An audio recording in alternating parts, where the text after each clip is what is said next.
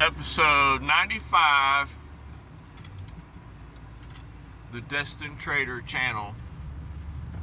We'll try to keep that fuzzy out of our view here. Need to purchase I would like to purchase a little phone holder. I'm looking for a decent one online. It's not good to keep my phone on the dash because it kind of overheats from the sun. It can get a little hot where I live. But anywho, we can just enjoy me holding you up for this episode. Okay, episode 95. Our thoughts, another one recurring thought and one kind of thought about something that we were looking at. Talking about your account size, and there's so many ways to invest. There's many ways people like to trade, invest, you know. There's a lot of options out there, you know. There's a lot of options, there's a lot of ways, a lot of tools you can use. There's a lot of avenues to go about it. You know, generally, you have the three.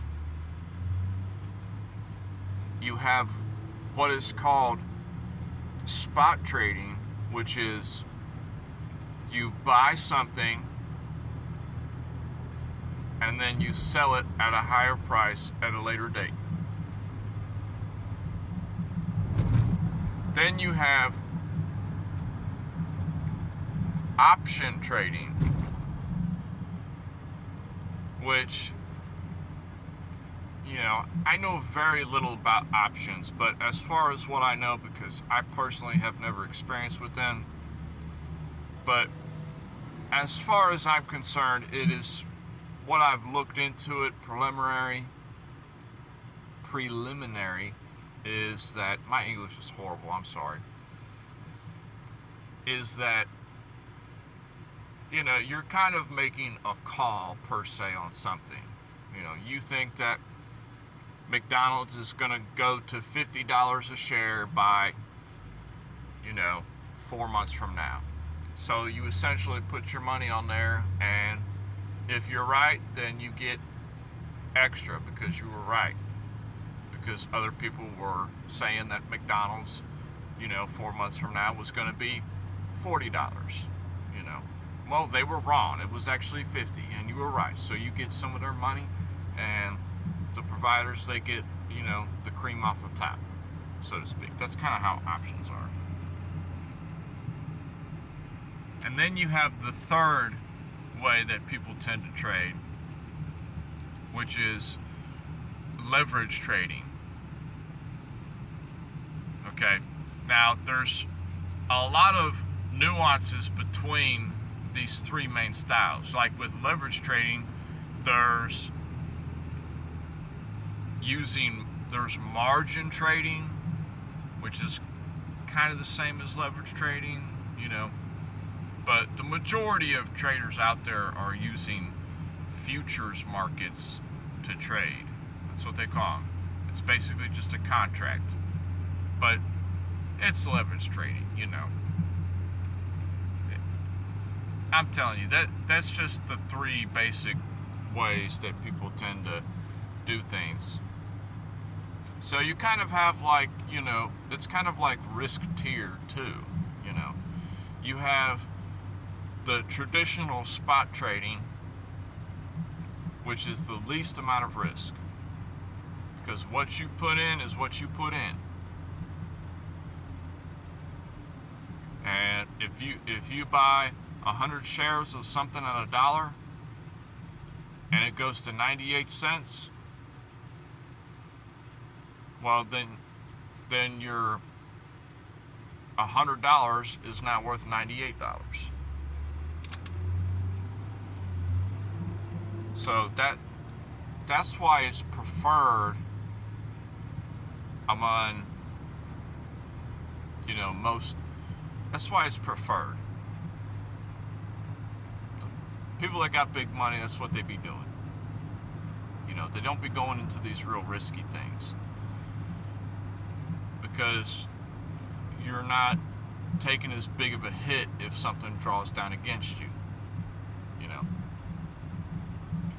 And that's just kind of my little tidbit on that. If you're doing option trading, you can take a little bit more of a hit, if you're way wrong in your prediction, so to speak.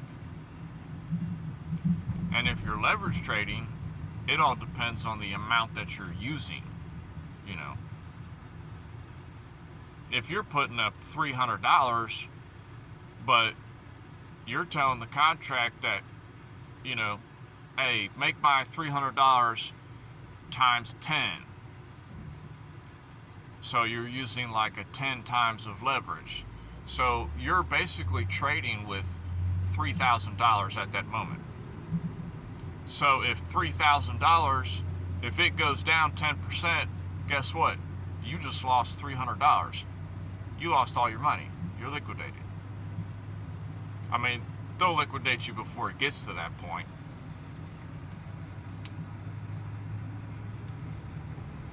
But if it goes up 10%, then your $300 just made $300. So that's like the thing that that is like advertised, Oh, you can make so much money doing this. But highly unrecommended, You'll tend to blow through small amounts of money doing that. That is like something that can be added to your tool belt later after you have a successful strategy and you consistently winning on other markets. You could play a few high risk plays. If they don't work out, boo-hoo, But majority of people with little money, small accounts, they tend to go that route because they're always told that you can grow a small amount to a big amount. But personally, the majority of my wins is from simply identifying something that is of good value and gobbling it up at a decent price. If it dips down a little further, I still own the asset. I just buy some more. And when it does make that big move, or even little move, whatever kind of move you're expecting your asset you're holding to do, you can make some from it. You're not kicked out because you own it. It's not like they can just rip it away from you, You own that stock. You own 50 shares of McDonald's, so to speak, or you own 50 shares of Target. They can't just it doesn't matter what the stock price of Target is, you're still going to have 50 shares of Target. That's like the value in this is just personal, that's the value in being that type of trader, in my opinion. But the reason I bring this up is twofold. Number one is, if I was going to do it all over again, say I could go back in time 4 years ago, when I first started trying to learn this industry and become a little bit more financially literate, I would only have focused on that. But you can't bring back the past, and you only know what you know. I would have never wasted my time with any of the other high-risk avenues. I would have started with that and worked my way to other things after that has a solid base and foundation and is continually growing and being successful. So that's just kind of my thoughts on that. But it reminds me of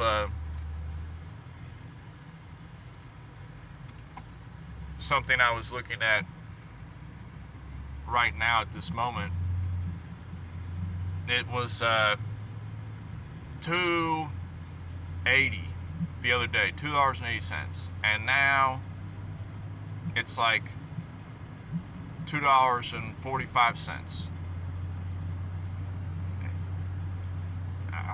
Doesn't bother me, you know. Might take another nibble, who knows? Or if it goes below $2, I'll take another nibble, you know. Because eventually, you know, the setup in mind is, at one point, it could be a year from now, 2 years from now, but at one point, it will wiggle up to about $4 range.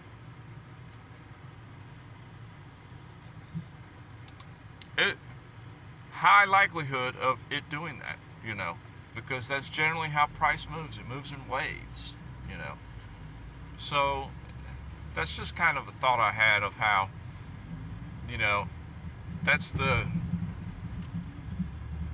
a lot of opportunity out there, but you have to be open and willing and see it, you know. Who wouldn't like to double a position they have? Well, everybody would. But at the time when it's at a decent price, you're not sure of yourself, you haven't seen a lot of the market, you know. But I've seen this particular move happen too many times to ignore it. So you just take it and you hold it. And a lot of times you'll hesitate on getting in on something too. You know, I was talking about this stock a couple weeks ago that I had been watching on and off for like the past 3 months, and it was well under $1. You know, average was like 60 some 70 cents. Great price. But you never know if it's just going to continue to keep getting sold off. That's why I never purchased it, because I kept thinking that, okay, I like the company, I like the idea behind it, you know, what I could find online. It seemed like they had some backing. They were not quite profitable yet, but they were getting there. They weren't like bleeding out, hemorrhaging money every quarter. So everything there to me looked good, but the chart, it just kept getting lower and lower and lower. And it made me keep hesitating on it. And then like a week ago, I was talking about how I missed it because, you know, all of a sudden it went up to like $1 some, just out of nowhere. And then today I'm looking at it again and it's at $2. It's starting to sell off a little bit, but it got up to like $2 and something. So now, what am I, in my experience, what am I to do? Go ahead and, I'm gonna buy it. It's going up. No, you know, I'm just going to keep watching it. And I'm starting to watch it a little more closely now. If I see that it has a nice cooling off period, and it's settling around the $1.30 range, $1.50 range, I think we're going to start getting some of this position built up, because this could be a very nice investment in a company for the future. And that's kind of how I'm starting to look at things now. If something's just keeps going down, I don't care.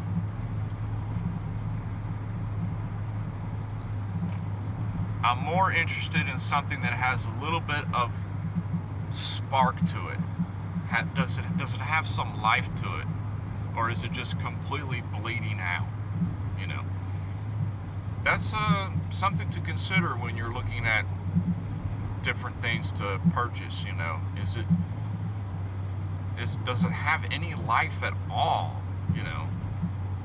And a lot of people, they're always just chasing the next best thing. What's hot now? What's everybody's talking about?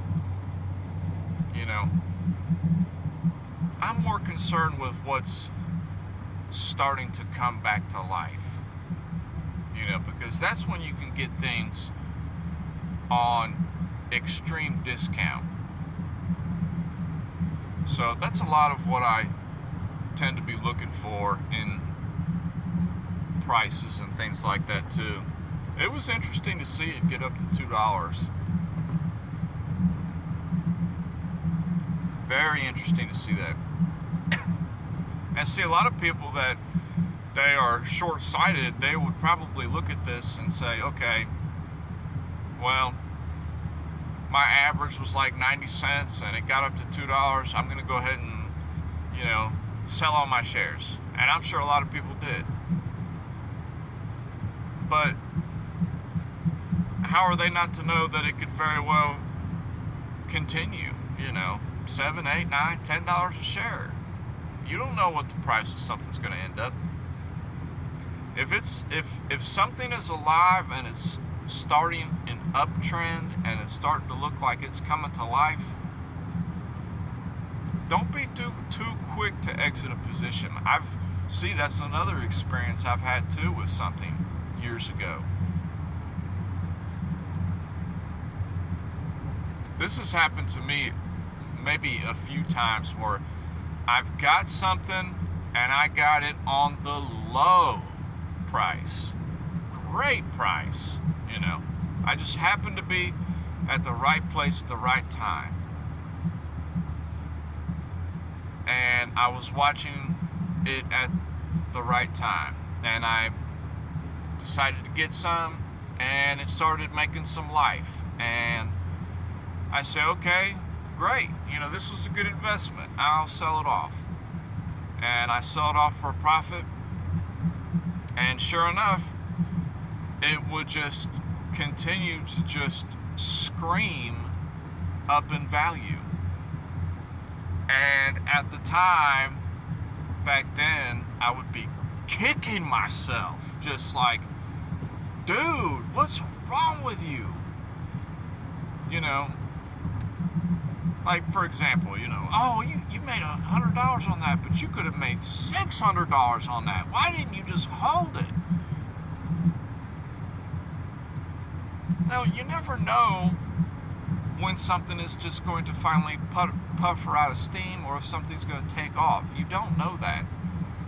So, it's always, the more experience I get, the more I tend to partial things, Okay, if something had a great move, okay, I'll take a little bit off and then take that little bit that I made and get back in, or just take a little bit off and leave some in there if it seems like it still has some, energy left in it to continue forward. But that's the thing about having a small account, is it's like you're real quick to take the money now because, you need money so bad, But the real money is made over time, which is what having a small account you don't have. You don't have time because you have a small account. You have to take money now. So it's a hard balance to play that game between being patient and also taking what money you need.